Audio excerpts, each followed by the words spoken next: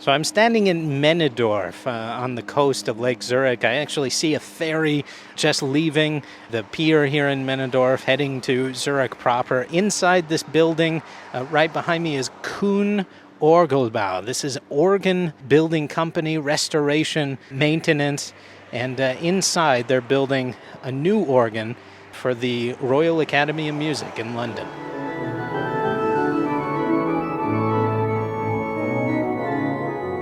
Kuhn Orgelbau has been making organs like this one, heard in Cologne, for more than 100 years here in Männedorf. This, despite the craft of organ building being a specialty. It is a specialty, but there's still competition. I mean, there are, at least in Switzerland, 5 companies that are our competition. Claude Lardon is an organ builder and project manager for Kuhn. We think we are a part of history because organs are built to last for hundreds of years, and if they're built correctly and maintained correctly, then they practically last forever. At least mechanical instruments, because if something breaks, it can be replaced by another organ builder.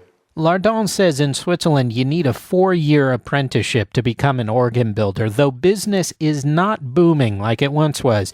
He says up until about 10 or 20 years ago, many poorly built organs from the last century needed replacing, but that work has dried up, and falling numbers of churchgoers and the rising value of the Swiss franc don't help things either. We live in a high-cost country. The salaries are high.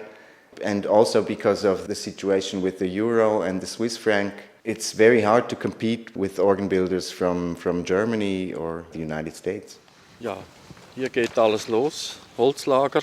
Well, you see here, we have all the different kinds of wood that we need for the organ. The organ case is usually made of oak or pine, but right now for the organ at the Royal Academy, we have an organ case made of maple, which is very nice. Lardon and company CEO Hans-Peter Keller show me around the workshop where carpenters are fashioning custom organ parts and frames. The company is still finishing the massive 2,500 pipe organ for the Royal Academy of Music. So this is your assembly hall, yeah. And we're standing in front of the massive organ for the Royal Academy of Music. It's about 7 meters tall. It's unstained. What can it do at this point? No, it's not playable because the whole action isn't built into it, and also all the small pipes aren't inside yet. We just assemble it here, so when we install it on site, then we're much faster because we can just take it apart and put it back together the way it was before. And also we have to put it together here because the whole action is mechanical. That means that from each key to each pallet inside the organ, there's a mechanical connection with thin wooden slats, and we have to make all those, and we have to measure them. This organ cost about 900,000 British pounds, funded in large part, Lardon says, by money earned in a benefit concert held by Elton John, apparently an organ fan. So this room, we're tuning in organ? Not really tuning, but voicing. Because when the pipes come from the pipe workshop, they don't make any sounds yet. So they have to be adjusted so they make the right sound.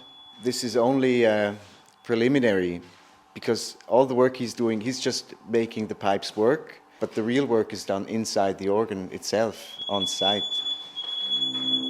Organ builder Claude Lardon says people don't often realize that there is more to an organ than meets the eye.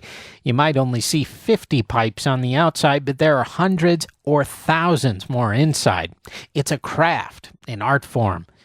The installation of these pipes and the rest of the Royal Academy of Music organ will begin in July, but it won't be ready for showtime until months of fine-tuning get it just right.